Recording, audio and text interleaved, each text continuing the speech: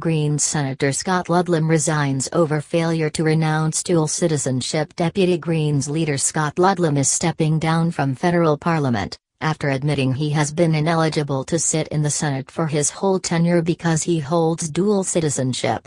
Key points: Scott Ludlam held dual citizenship, which made him ineligible to sit as a senator. He has resigned and says he will not fight to stay on in Parliament. Mr. Ludlam takes responsibility for the ridiculous oversight. Mr. Ludlam admitted his election was invalid because he did not renounce his New Zealand citizenship, which the WA senator said he only discovered he had a week ago. Section 44 of the Constitution disqualifies potential candidates from election to the Parliament of Australia if they hold dual or plural citizenship. Analysis from Insiders host Barry Cassidy: the important thing to keep in mind is it will not change the balance of power. If they follow normal proceedings, then the Greens senator will be replaced by another Greens senator. They don't lose a number, but they lose a talented senator. In recent times, we have seen from Scott Ludlam that he can be brilliant at times in committee hearings, and he has a searing sense of humor as well, which cuts through. It would be open to the Greens to use likely replacement Senator Jordan Steele John as a seat warmer and then bring Scott Ludlam back into the Senate at another stage. I am not suggesting that might happen, but it is open for them to do that.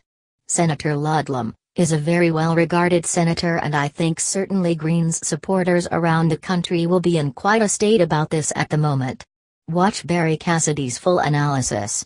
Prior to his announcement, Mr. Ludlam had become one of the Greens' most prominent senators after first being elected at the 2007 federal election. His admission about his New Zealand citizenship opened the possibility that the Commonwealth could pursue him to pay back years in salary and allowances, but Mr. Ludlam said he was confident that would not eventuate. Mr. Ludlam's Senate position is expected to be filled by a recount of ballot papers from the 2016 election. That would likely lead to the election of 22-year-old Jordan Steele John, who was third on the Greens Senate ticket. Mr. Ludlam's resignation comes after a period of turmoil for the Greens, in which New South Wales Senator Lee Rhiannon was excluded from the party room over a dispute about the government's school funding legislation. Ludlam admits responsibility, unreservedly apologizes. Mr. Ludlam has apologized unreservedly for what he said was his mistake and a ridiculous oversight.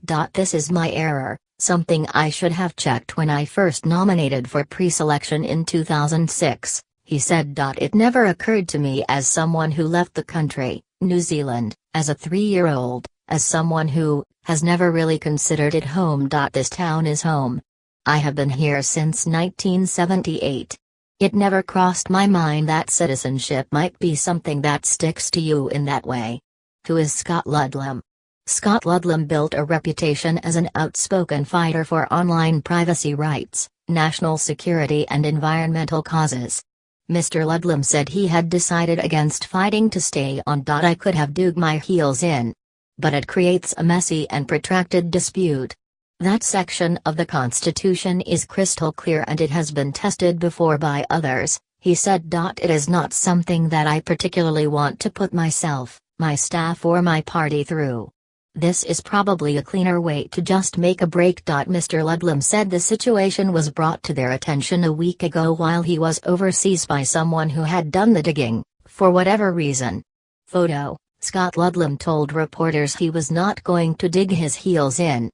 ABC News, James Carmody: Ludlam could be forced to repay salaries, allowances. There are some recent examples of the High Court ruling senators' elections invalid, including former Family First Senator Bob Day and former One Nation Senator Rod Coulaton. In both cases, their elections were declared invalid under the Constitution and the court ordered the replacements be filled by a recount of ballots. The subsequent countbacks resulted in the next person on their party's Senate tickets being elected, which is most likely what the Greens will be hoping happens in this latest situation involving Mr. Ludlam.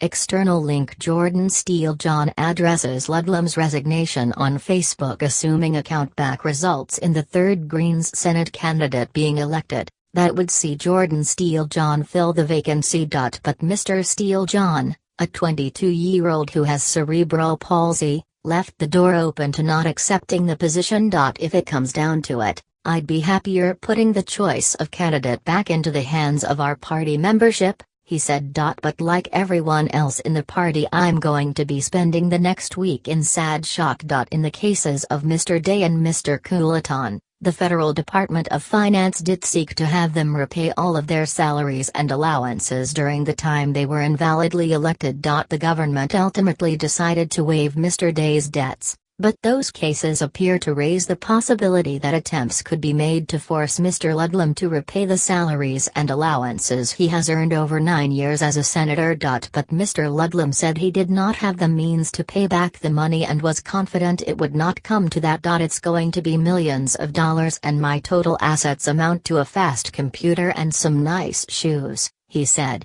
External link: politicians pay tribute to Ludlam. Storify.